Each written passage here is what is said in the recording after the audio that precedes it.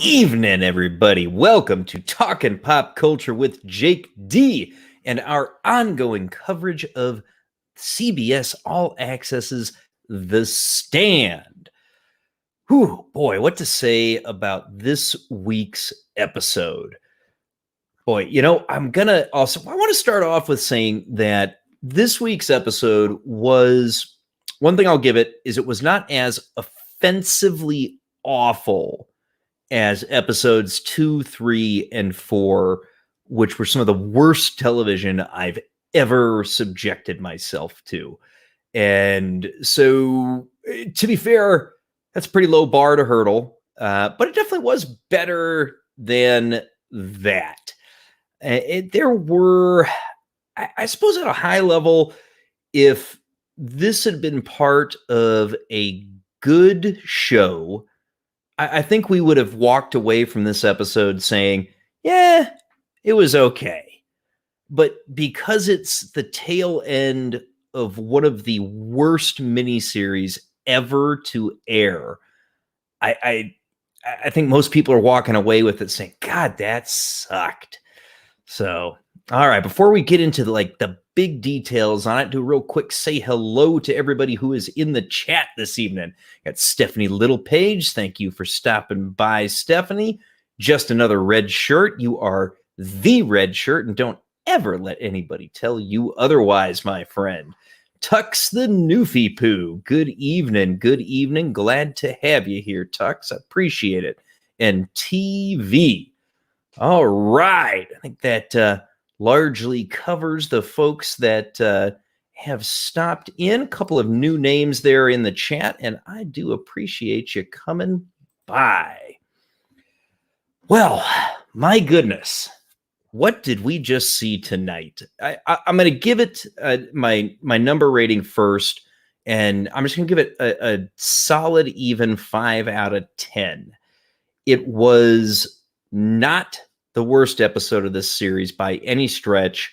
And given the lows that the series has gone to, shockingly, it might even be the best episode of the series. Granted, that's not saying much, but maybe. Where did I feel like they did okay? And where did they, once again, as we continuously expect, just totally miss the boat in this episode? For starters, I thought that Larry's performance tonight was pretty decent. He was the only character, I think, that in any way, shape, or form in the entire episode tonight that maybe felt genuine, and everybody else was this weird, just completely not their thing that we've been used to for the entire miniseries. But Larry did give a solid performance tonight, and I'm going to give him that, absolutely. I do like the actor, and it's a damn shame that he's just had such shit to work with this entire series, because I do genuinely like the guy, and I do think he gave a totally decent performance in this episode. So that was a high point. So that was good. Of course, in contrast to him and right next to him was the Ray Brentner character, which of course is the gender swapped Ralph from the novel, whom I actually had to look up the character's name to figure out who the hell it was last week or the week before, because she had been kind of in and around, but you didn't have any story on her whatsoever, nor any idea why the hell this woman was important. And they, once again, didn't do a lot to emphasize any kind of importance or connection to this Ray character. There was a weird moment between Larry and Ray where they were reciting roughly the dialogue from the novel, and it was really weird because Ray is giving this monologue, or kind of like this opening up and reaching out to Larry that Ralph did in the book, and it just didn't hit for a couple of reasons. One, we don't know who the hell Ray is, because Ray's just kind of been there with no explanation throughout the series. And two, she was delivering the lines of the male character kind of in the same way that the male character did. And when Ralph delivers those lines in the novel, it's beyond just the fact that you know who this guy is and you've connected to him. The fact that it's a man saying this to a man in this kind of male bonding moment made it a really cool scene that sticks with you. But when you have this character of Ray, whom you've built no connection to whatsoever, it just felt really out of place. And it's not that she gave a poor performance. It's just that, again, they gave her nothing to work with, and the audience has not connected with this Ray character at all. And so you're just kind of like, the scene didn't work. And like many scenes in this entire miniseries, that one just, it didn't work and felt so damn out of place and just wrong and off. It was just bad. We have the captured crew from Boulder, and they're thrown in the prison, and they've got the LVMPD prison jumpers on, and they've had RF spray painted onto the back of them. And we go into the show trial.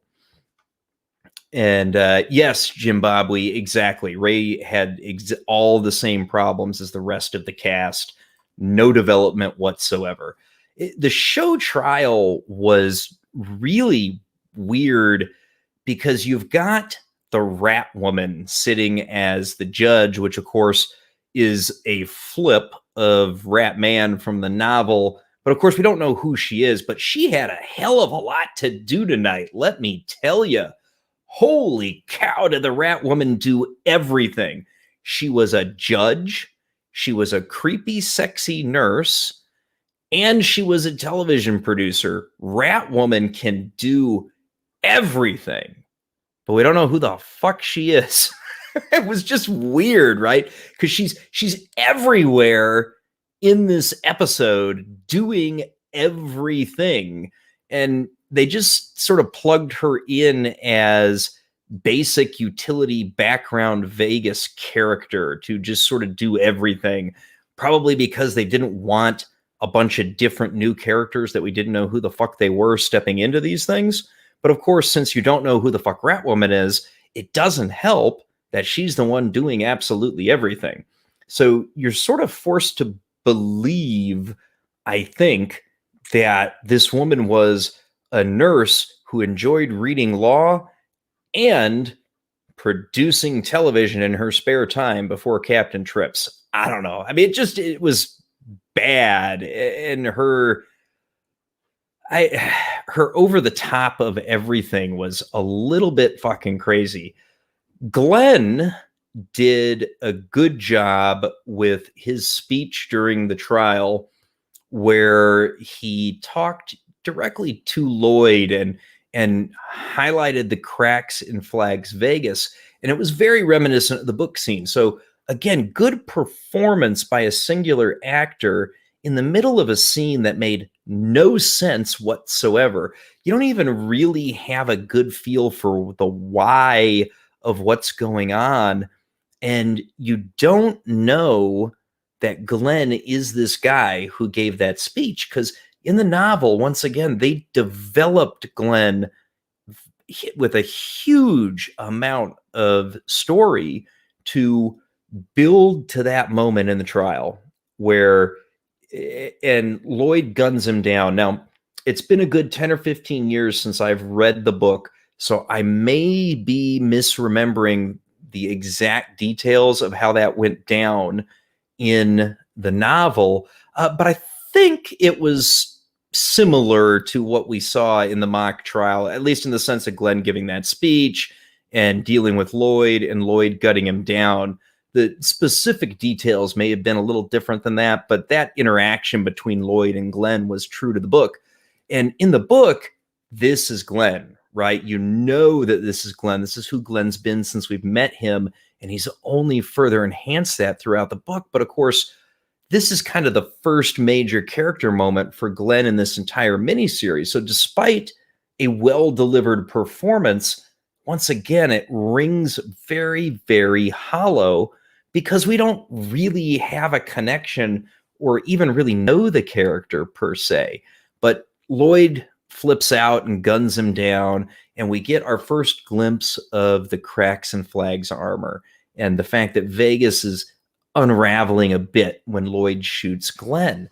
And that and the way that we see some cracks in Flag happening, those changes from the novel from tonight's episode, I felt were forgivable TV adaptation changes. So Lloyd shoots Glenn and Flag falls to the ground. That was a pretty good way to show some of the loss of power that Flag starts to experience because of the Stand and these people coming to New Vegas to confront him. So that was a forgivable change in the from the book to the show. Nadine getting her true self shown to her by Larry, and then ultimately cracking the window and throwing herself to her death was, I mean, perhaps a forgivable TV adaptation change. And oddly enough, and this is kind of weird. So again, it's been a while since I read the book. So my memory of Nadine's death was that she had committed suicide. And that was, of course, part of what destroyed Flag. The funny thing about that is, of course, I had that wrong in my memory of the book because in the novel, she goads Flag into killing her and throwing her out the window, and he lost control in that.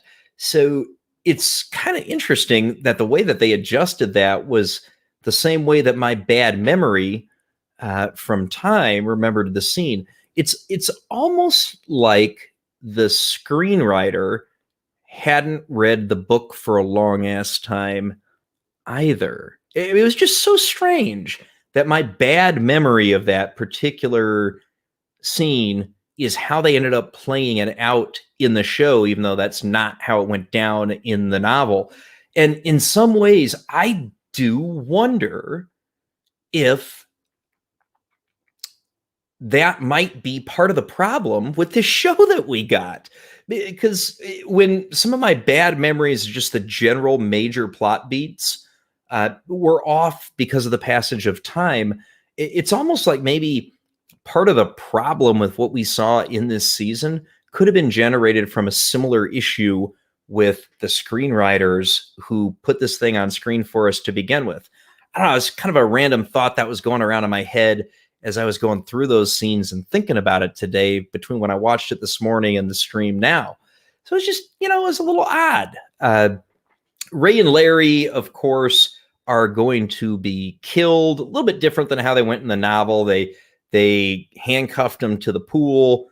Lloyd lets go of the water and it starts spilling down. And then they have this really weird thing happening when Flag's ordering them to be executed, and some random woman's voice repeats Larry's "I will fear no evil" line.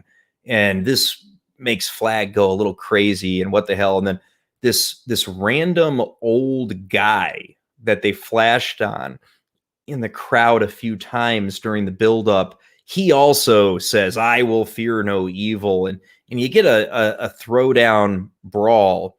And then, of course, Ezra Miller,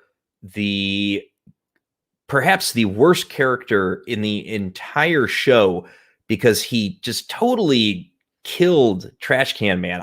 They call him the Trash Can Man, but that was not trashy. So Ezra Miller rolls directly into the casino with the nuclear bomb that Flag told him to get, which of course in the novel, he went and got it to try to make amends with Flag. And oddly enough, he's repeating some of the same mantra shit that he did while he was trying to make amends when he was coming back at Flag's order, which was absolutely insane. It made no goddamn sense, but okay, he rolls into the casino. And Lloyd, for some reason, when some people defy Flag, has this like totally out of the fucking blue redemption moment where he's like, you know what? No, I'm not going to kill him. Somebody give me the keys before they drown. What the hell? This makes Flag go insane. And then we do get this kind of a strange decision in a difference for the show in the denouement, the show versus the same scene in the book. So in the book, the clouds come down and it's like the literal hand of God grabs the H bomb and just blows it up and blows everybody to hell. So in the show, the clouds come down kind of in the shape of a hand and they envelop the casino. And then this light of electricity comes in through the hole in the ceiling that was caused by Nadine's suicide. And then you get this weird, crazy ass scene that Tux the Newfie Poo mentioned earlier, right? So lightning killed everyone, and then and pretty brutally, right? Like it's going through people. You're seeing blood and parts explode everywhere, and it takes down this big decorative piece that beheads Lloyd. So and pretty much everybody in Vegas is getting killed by the lightning, and the lightning goes after Flag, and in a blink and you miss it moment, Flag actually disappears. He just blinked out of there. And so apparently the lightning was really pissed and it decided to shoot the H bomb instead. And it sets off the hydrogen bomb, thus blowing up Vegas, despite the people trying to run away, who of course don't make it out because this is an H bomb, for Christ's sake, the big fire. And yeah, that's basically the episode. Zimbabwe is saying he didn't understand why the orb killed all of those people before just detonating the bomb. Yeah, it was a big waste of time. And did Flag go back to 1885? Yeah. Yes, I love it. Great reference, Tux. I love it, man.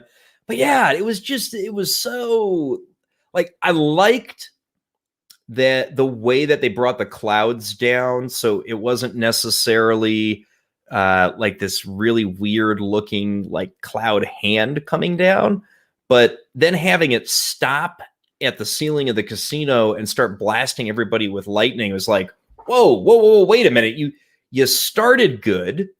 And you really use that special effects budget, to TV's point, right? But then you just start blasting everybody with bolts of lightning out of nowhere. And so that was kind of like, yet again, one of those what the fuck moments from this episode. Now, some of the changes from tonight's episode were perhaps acceptable TV adaptation type adjustments, but a hell of a lot of it was not, as we've become accustomed to with CBS's version of this. I don't even want to call it a version of The Stand, because it's got some surface resemblances to the novel, but the majority of this is just so different as to just be an absolutely god awful approach to adapting the book. The H bomb goes off, and our final scene really is our final two scenes are Stu and Franny. So Stu sees the bomb go off, and a wolf comes. Kojak takes it out, saves Stu's life, just like in the book. Franny is with Joe. Oh, wait, no, I mean Leo. But of course, in this show, they never tell us the kid's name is actually Leo. They're still calling him Joe to this day, which, that was sort of an important thing in the book because it represented Joe breaking away from Nadine, which had a lot to do with why she went ahead and went to Flag. But, they couldn't be bothered with that bullshit. So, but hey, okay, Franny's talking to Joe, and they see like this aurora in the background, and Joe's kind of suddenly psychic again for no reason. and tells her that the bad man's gone. And then we do get to see Tom stepping out of the dust and destruction to find Stu. And there's the end of this episode. And man, it boy. Yeah, if Skarsgård wanted to create the next funniest meme, bravo. Yeah, we could do a lot with Skarsgård getting struck by lightning this week. Absolutely. But yeah, this one was not even close to as offensively bad as the first half of the show, but it still was not any good. It wasn't solid. And yeah, modernizing the source with nods to Idiocracy and True Blood. I could see that, H. Hauserman. Absolutely. But yeah, so what do we have left? We do have the series finale next week, and there's a couple of things left to play out. But in terms of the source material, it's only going to add up to about half of the episode runtime. Stu and Tom are going to head home. Franny's going to have the baby. Boulder's going to change in its construction with a new committee in charge, and Stu, Fran, and Baby are going to head off. And then we've got this mysterious new ending that King apparently wrote for this particular miniseries, which I am curious to see. But if the rest of the miniseries is any indication, it's going to be pretty shitty. Whew. All right. Well, if you've made it this far, please do remember to like the stream. Share it with your friends on social media. Comment down below. Let me know what you think about this particular episode. And yeah, the Aurora over Boulder, it was a load of bullshit. I think the only thing that they can say is that they're trying to show some kind of mystical power, because they did a shit job of showing mystical power otherwise. But let me hear your comments below. What you thought about this episode, what your expectations are for next week's series finale, and we will see you on the next video, the next stream, hopefully howling about entertainment on Sunday evenings, or next week at this time for the finale of The Stand. Thank you, and good night.